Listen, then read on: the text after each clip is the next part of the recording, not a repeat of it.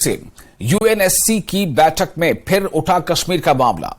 United nation security council की बैठक में पाकिस्तान ने एक बार फिर कश्मीर का मुद्दा उठाया है और पाकिस्तान ने फिर यह मुद्दा उठाते हुए कहा है कि कश्मीर का मुद्दा पर उन्होंने कहा कि भारत ने पाकिस्तान को इस मुद्दे पर फटकार भी लगाई है। यूएनएससी में पाकिस्तान ने एक बार फिर अपना वही पुराना राग अलापा है और यूएनएससी की बैठक में पाकिस्तान ने एक बार फिर यह मुद्दा उठाया, कश्मीर का मुद्दा उठाया, जिस पर भारत ने पाकिस्तान को कड़ी फटकार लगाई है।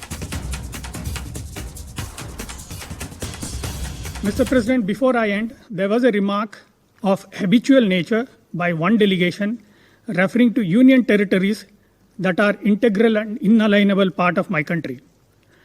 I would treat these remarks with contempt they deserve and not dignify them with a response in the interest of time. I thank you. और इसराइल गजा तनाज़े पर अक़वाम मुत्तहिदा के सलामती कौंसिल में सफीर और DPR ने अपने बयान में कहा है कि भारत को सलामती की बिगड़ती हुई सूरत हाल और जारी तनाज़े पर तशवीश है। भारतीय सफीर ने बड़े पैमाने पर आम शहरियों की जानों के नुकसान पर भी गहरी तशवीश का इजहार किया।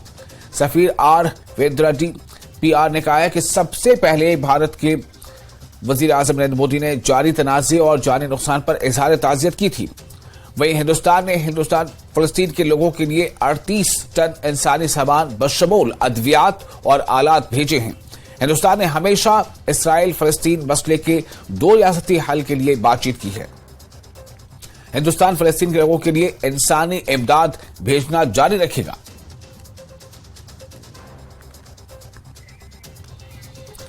और इस खबर पर ज्यादा जानकारी के लिए हम बात करेंगे हमारे नेशनल नेशनल ब्यूरो शैलेंद्र बागू हमारे साथ जुड़ चुके हैं। शैलेंद्र, ये जो इजराइल और हमास के मुद्दे पर भारत ने अपना जो पक्ष बिल्कुल साफ तौर से रखा है, इससे क्या बिल्कुल वाज़ेह हो रही है बात? देखिए विशाल, भारत का रुख बिल्कुल साफ है फिलिस्तीन और इजराइल के मामले को लेकर, लेकिन जब से ये हिंसा वहां पर छिड़ी है 7 अक्टूबर के बाद से लगातार भारत भी नजर बनाए हुआ इस पूरे मामले को लेकर। और कल जब यूएनएससी में यानी यूनाइटेड नेशन सिक्योरिटी काउंसिल में जब मिडिल ईस्ट के हालात पर और खासतौर से पैलेस्टीन क्वेश्चन को लेकर जब बातचीत चल रही थी, तो भारत की तरफ से भी स्टेटमेंट दिया गया पूरे मामले को लेकर। और भारत के जो एम्बेसडर हैं, डिप्टी परमानेंट रिप्रेजेंटेटिव रविंद्रा, उनकी तरफ से यह बयान दिया गया है कि भारत ने चिंता जताई थी 7 अक्टूबर को जो हमला हुआ है इजराइल के ऊपर हमास की तरफ से, और उसके बाद अभी जो करंट हालात बने हुए हैं उसमें जो सिविलियन कैजुअलिटीज हो रही हैं और जो सिविलियन की सेफ्टी सिक्योरिटी है, उसको लेकर पूरी दुनिया में इस वक्त चिंता है। भारत ने भी इस वक्त चिंता जताई है और भारत ने उम्मीद की है कि डायरेक्ट बातचीत शुरू हो और जो शांति है वो बहाल हो। अभी फिलहाल जो वहां पर तनाव बना हुआ है उसको लेकर वहीं भारत ने ये भी कहा है कि अभी तक भारत की तरफ से जो ह्यूमैनिटेरियन यानी मानवीय जो मदद मुहैया कराई जा रही है, उसमें भी 38 टन जो सामग्री है, जो मटेरियल वो भेजा गया है। यहाँ से हमने अभी से कुछ दिन पहले भी देखा था कि IAF का जो एयरफोर्स का जो प्लेन है वो यहाँ से राहत लेके निकला था। इजिप्ट के रास्ते से ये मदद पहुंचाई जा रही है पैलेस्टीन में, क्योंकि वहां पर सिविलियन कैजुअलिटीज और सिविलियन जो मुश्किलें उनकी जो बढ़ रही हैं, जो पैलेस्टीनियंस जो हैं, तो ऐसे में भारत की तरफ से मदद का हाथ बढ़ाया गया है। और ये पहली बार नहीं है, भारत सालों से पैलेस्टीन की मदद करता आ रहा है और एक बार फिर भारत ने चिंता जताई ह्यूमैनिटेरियन क्राइसिस को लेकर। तो भारत ने अपना जो रुख है वो एक बार फिर साफ किया है यूनाइटेड नेशन सिक्योरिटी काउंसिल के अंदर। ये कहा है कि जो दोनों पक्ष हैं उनको बातचीत करनी चाहिए, बातचीत दोबारा एक बार शुरू होनी चाहिए, और खासतौर से जो बच्चे, जो महिलाएं और जो बुजुर्ग वहां पर पैलेस्टीन में हैं, उनकी सुरक्षा सेफ्टी को लेकर सभी को चिंता करनी चाहिए। इस तमाम बातों को लेकर भारत अपना रुख कल यूएनएससी की डिबेट में रखा है। चलिए, बहुत शुक्रिया आपका तमाम जानकारी के लिए। तो ये बात बिल्कुल वाज़ेह कर दी गई है भारत की तरफ से कि जो मौजूदा जो एक तनाज़ा है अभी हमास और इजराइल के बीच, उस पर भारत का रुख क्या है। भारत ने बिल्कुल साफ अंदाज में बातें बता दी। India is deeply concerned at the deteriorating security situation and large-scale loss of civilian lives in the ongoing conflict. The mounting humanitarian crisis is equally alarming. The escalation of hostilities in the region has only exacerbated the dire humanitarian situation and has once again underscored the fragile nature of the ceasefire. The 7th October terror attacks in Israel were shocking, and we condemn them unequivocally. Our Prime Minister was one of the first global leaders to have conveyed his condolences for the loss of lives and prayers for the innocent victims and their families. We stood in solidarity with Israel at their moment of crisis when they were facing these terror attacks. Mr. President, we have also expressed deep shock at the tragic loss of lives at the Al-Ahli Hospital in Gaza, where several hundreds of civilian casualties have occurred and thousands injured. Our heartfelt condolences to the families of the victims and prayers for speedy recovery of the injured. Our Prime Minister clearly spelled out that those involved must be held responsible. Civilian casualties in the ongoing conflict are a matter of serious and continuing concern. All parties must protect civilians, especially women and children. The unfolding humanitarian crisis needs to be addressed. We welcome the efforts of the international community for de-escalation and delivery of humanitarian goods to the people of Gaza. India has sent 38 tons of humanitarian goods, including medicines and equipment, to the people of Palestine. We also urge the parties to work towards creating conditions necessary for peace and for restarting of direct negotiations, including through de-escalation and eschewing violence. Mr. President, India has always supported a negotiated two-state solution to the Israel-Palestine issue, leading to the establishment of a sovereign, independent, and viable state of Palestine, living within secure and recognized borders side by side in peace with Israel, taking into account the legitimate security concerns of Israel. Towards this, we reiterate the need for an early resumption of direct peace negotiations. We also continue to support the Palestinian people through our bilateral development partnership, which covers a wide range of sectors, including health, education, women's empowerment, entrepreneurship, and information technology. We are also supporting grassroots Palestinian institutions in their developmental initiatives. We have supported UNRWA over decades for its humanitarian services. In these challenging times, India will continue to send humanitarian assistance to the people of Palestine.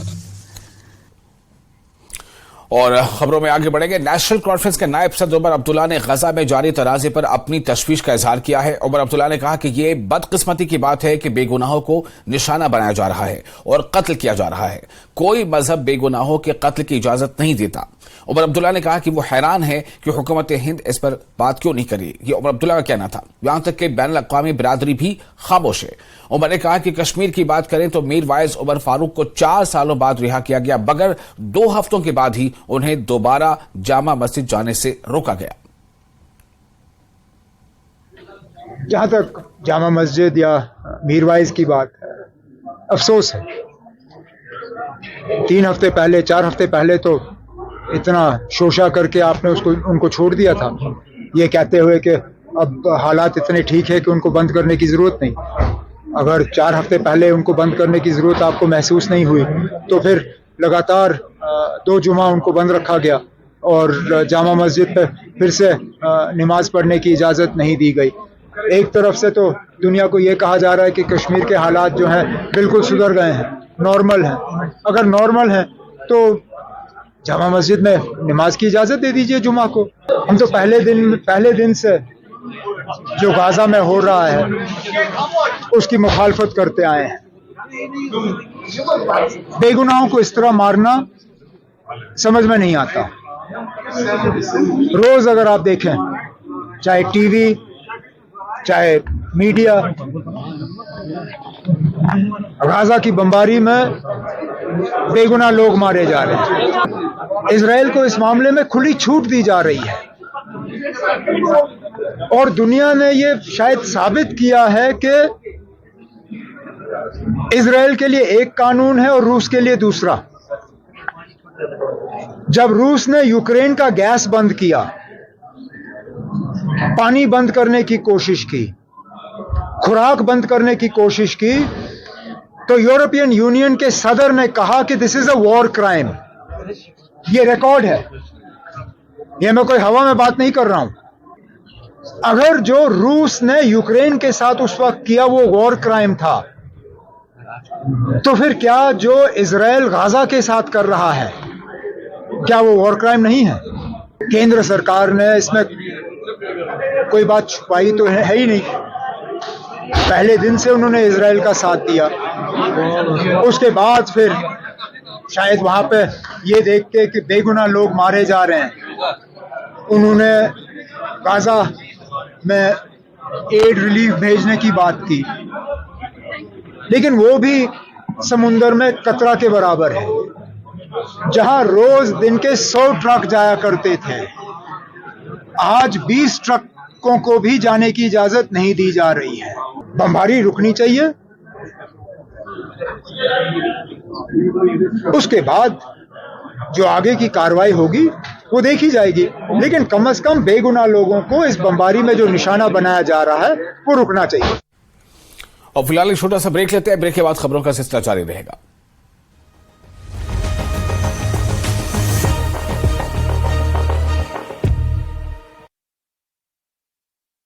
Arena agency unit को मिली बड़ी सफलता। Dubai से आए यात्री से करीब 40 लाख रुपए का सोना बरामद। मलेशिया से छुपाकर लाया गया था सोना। गाजियाबाद में मोदी नगर के भनेड़ा गांव में बीते 1 महीने में कई लोग बीमार, सभी को बुखार की शिकायत। स्वास्थ्य विभाग की टीम ने गांव में डाला डेरा। 26 अक्टूबर को पुंछ जिले के दौरे पर आएंगे नेशनल कॉन्फ्रेंस उपाध्यक्ष उमर अब्दुल्ला। सुरनकोट में राजौरी पुंछ के पार्टी कार्यकर्ताओं के अधिवेशन को करेंगे संबोधित। राजौरी के दराली इलाके में पुलिस की छापेमारी, कुख्यात ड्रग डीलर गिरफ्तार, प्रतिबंधित गोलियों के कुछ पैकेट भी बरामद हुए। मेंढर रोड पर हरनी गांव में ट्रैक्टर और मोटरसाइकिल के बीच टक्कर, हादसे में 25 साल के एक युवक की मौत, एक व्यक्ति घायल। पुलिस मामले की जांच में जुटी। सिडको इंडस्ट्रियल एस्टेट लासीपुरा में 250 करोड़ रुपए के निवेश से नए प्रोजेक्ट हुए तैयार। 800 से अधिक लोगों को मिलेगा रोजगार। केंद्रीय बौद्ध अध्ययन संस्थान के छात्रों के लिए मासिक वजीफे में वृद्धि। लद्दाख के सांसद जामयांग ने दी जानकारी। बूथ स्तर पर पार्टी को मजबूत करने के लिए भाजपा है सक्रिय। बूथ को शुरू करने के लिए किया गया है प्रोग्राम। मोदी सरकार की कल्याणकारी योजनाओं के बारे में दी जा रही है जानकारी।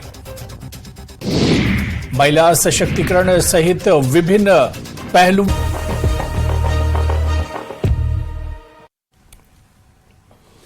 ब्रेक के बाद एक बार फिर आपका स्वागत है न्यूज 18 जेके। इस पर आप देख रहे हैं न्यूज एट 9। जम्मू कश्मीर के डीजीपी दिलबाग सिंह ने कहा है कि जम्मू कश्मीर में मिलिटेंसी आखिरी सांसें ले रही है। दिलबाग सिंह ने कहा कि मिलिटेंट की हलाकत पर इन्हें भी खुशी नहीं होती। नौजवानों को गलत रास्ता तर्क करके अपनी नई जिंदगी की शुरुआत करनी चाहिए। दिलबाग सिंह ने कुपवाड़ा के भद्रकाली मंदिर पर हाजिरी दी। उन्होंने कहा कि जम्मू कश्मीर में हालात काफी हद तक बेहतर हुए हैं। उन्होंने मंदिर में कहा कि इन्हें इस बात की खुशी है कि वो भाईचारा फिर से सामने आ रहा है जो जम्मू कश्मीर की शनाख्त और पहचान हुआ करता था। दिलबाग सिंह का कहना था कि जिस तादाद में जायरीन देखे जा रहे हैं, ये बेहतर हालात की अक्कासी करता है।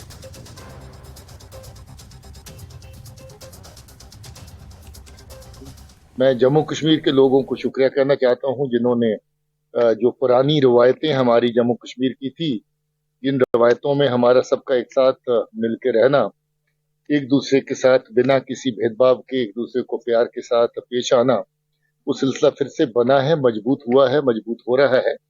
मेरी दुआ है कि ये सिलसिला और मजबूत हो और लोग इसी तरीके से अमन के साथ एक दूसरे के साथ भाईचारे के साथ रहें। पिछले चंद सालों में, खासतौर पर पिछले 5 साल के अरसे में जो बदलाव का रुख हमने देखा है, मिलिटेंसी जो एक बार एक कहर की तरह बरपा थी पूरे जम्मू और कश्मीर के अंदर, आज उसका सफाया हो रहा है।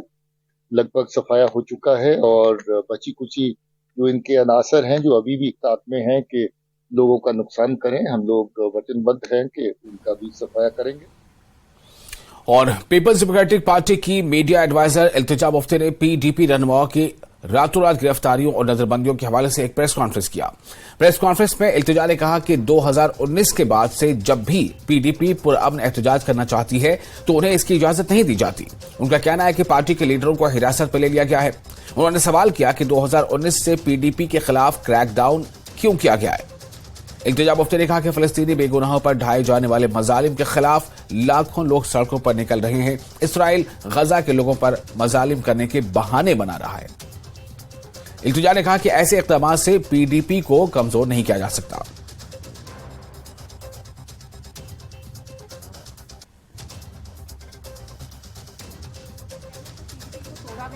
कल शाम से हमारे जनरल सेक्रेटरीज जो हैं, गुलाम नबी लोन हांजूरा साहब हों या महबूब बेग साहब हों, हमारे जोनल प्रेसिडेंट्स, डिस्ट्रिक्ट प्रेसिडेंट्स, यहां तक कि पीडीपी के जो डीडीसी मेंबर्स भी हैं, उन सबको हाउस अरेस्ट में रख दिया है। किन्हीं को हाउस अरेस्ट में रखा है, बहुत सारे लोगों को पुलिस स्टेशंस में इलीगली डिटेन कर दिया गया है। तो 2019 से एक बहुत वारिंग पैटर्न इमर्ज हो रहा है, जहां हम देखते हैं पहले तो पीडीपी को तोड़ा गया। महबूबा जी ने जो इतने खून पसीने से एक जमात बनाई, उसमें एक स्प्लिट ऑर्केस्ट्रेट किया गया at the behest of Delhi.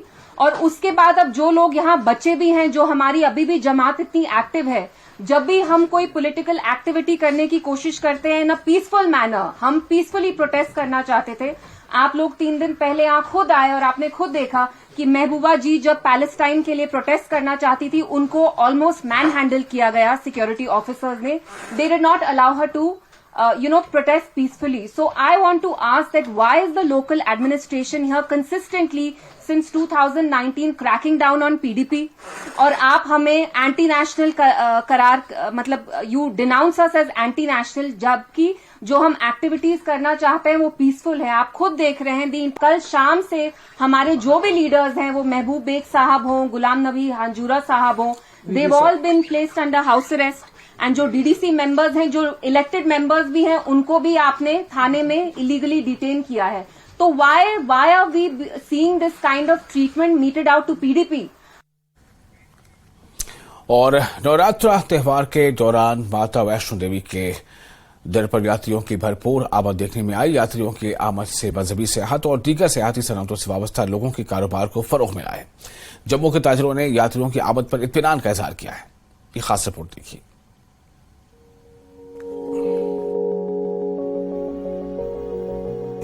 सयाहती Sanat से वाबस्ता लोगों की मईशत को फरोग देने के लिए यूटी इंतजामिया की तरफ से उठाए गए इकदाम के बाद जम्मू का कारोबारी तबका यात्रियों की आमद और रिकॉर्ड तादाद पर इत्मीनान का इजहार कर रहा है, जिससे इनके कारोबार को फरोग मिला है। जम्मू हमेशा मंदिरों के शहर के तौर पर मशहूर रहा है। वहीं सयाहों और यात्रियों के लिए माता वैष्णो देवी का मकाम एक कशिश का मरकज रहा है। खासतौर पर त्योहारों के दौरान जम्मू के तमाम बाजारों में सयाहों और यात्रियों की भीड़ रहती है। कारोबारियों के मुताबिक कोविड-19 के बाद जम्मू के बाजारों में इतना रश देखने को मिला और काफी आमदनी भी हुई है। मगर इस बार हद से ज़्यादा रश रहा और बड़ा अच्छा रहा कि जम्मू में भी रौनक दिखी। जो हमें 3-4 साल से हमें कोरोना के दौरान जो हमें रौनक नहीं दिख रही थी, वो माता रानी के आशीर्वाद से हमें भी उसका आशीर्वाद, माता रानी का उधर बैठे हुए हमें जम्मू वाले लोगों को भी आशीर्वाद मिला है। बड़ा अच्छा रहा है और हम चाहते हैं कि इससे ज़्यादा रश और बढ़े जम्मू में। नवरात्रों के दिनों में जो देखने को मिला है इस बाज़ार में, टूरिस्ट काफ़ी पहले से ज़्यादा आया पिछले सालों से। और क्योंकि गवर्नमेंट ने कुछ अच्छे कदम उठाए हैं, जो टूरिस्ट रिजॉर्ट्स हैं जो जम्मू में खुले हैं, गवर्नमेंट ने टूरिस्ट स्पॉट्स खुले हैं, तो उसकी वजह से बाज़ार में अच्छी चहल कदमी है। देखिए, जब टूरिस्ट आता है वो हमारे रघुनाथ मंदिर में भी आता है, इसमें बाज़ारों में भी रौनक आती है। और आज थोड़े दिनों के बाद अभी फेस्टिवल सीजन स्टार्ट है, इससे अभी करवा चौथ आ रही है, दिवाली आ रही है, इस पे दुकानदारों का काम, अभी बाज़ारों में रौनक बहुत है और दुकानदारों का काम बड़ा है। जम्मू कश्मीर में आर्टिकल 370 और 35A की मनसूखी के बाद हर तरफ कई तब्दीलियां नजर आ रही हैं। नई पॉलिसियों के नफाज के बाद तब्दीलियां साफ तौर पर नजर आ रही हैं, जिनका मकसद जम्मू कश्मीर के यूटी में मईशत के जराये को तलाश करना है। जम्मू कश्मीर के सयाती मकाम की निशानदही करके उन्हें दुनिया के नक्शे पर लाने की कोशिश की गई है और G20 समिट, समेत दीगर इकदामात ने एक नई राह और तवक्कुआत पैदा की हैं। होटल वालों और ट्रांसपोर्ट से वाबस्ता लोगों ने भी सयाहों की आमद पर इत्मीनान का इजहार किया है। पिलग्रिमेज टूरिज्म ऑब्वियसली बड़ा, और माता के दरबार पे जो वैष्णो देवी आए थे उन्होंने ये एक माइंड बना लिया कि हाँ हमने माता के दरबार में जाना है, तो हमें सिटी ऑफ टेम्पल्स के नाम पे जम्मू सिटी में एंटर कर रहे हैं, तो हमें जम्मू के मंदिरों को भी एक्सप्लोर करना है। जम्मू के मंदिर भी एक्सप्लोर हुए और उसके कारण जो बाहर के टूरिस्ट, जो हिंदू टूरिस्ट सारे आए, जम्मू में भी आए, जम्मू के टेम्पल्स में भी उन्होंने विजिट करा और आने टाइम होटल्स में भी थोड़ा फुटबॉल बढ़ा। इसके कारण मुझे ऐसा लग रहा है कि जिस ढंग से अभी सरकार काम कर रही है वो ट्रेंड धीरे धीरे शुरू हो गया है। कुछ चीज़ें नई भी सामने आई हैं, जैसे तिरुपति का मंदिर जो एक नया स्पॉट बना है। अगले 6 महीने साल में कुछ और भी चीज़ें आएंगी। लोगों ने आरएसपुरा में सुचेतगढ़ के बॉर्डर पर जाना शुरू कर दिया है, जिससे कि आधा दिन वहाँ पे लगता है। बूढ़ा अमरनाथ की पिलग्रिमेज बड़ी है, शिवखोड़ी की पिलग्रिमेज बड़ी है। और जब पिलग्रिम्स माता वैष्णो देवी पे आकर के बाकी सभी जगहों पे जाते हैं तो नेचुरली समाज के सभी वर्गों में जो टूरिज्म व्यवसाय के साथ जुड़े हुए हैं, चाहे वो गेस्ट हाउसेस वाले हैं, चाहे वो होम स्टेज वाले हैं, चाहे वो ट्रांसपोर्ट वाले हैं, उनको थोड़ा थोड़ा फायदा होता है।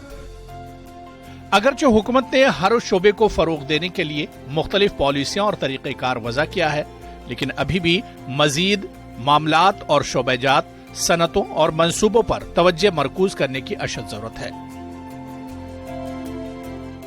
मुख्तलिफ ज़ेर तामीर मंसूबों की तकमील की तारीख में मुकम्मल करने की जरूरत है। इससे तरक्की की रफ्तार में मजीद इजाफा होगा।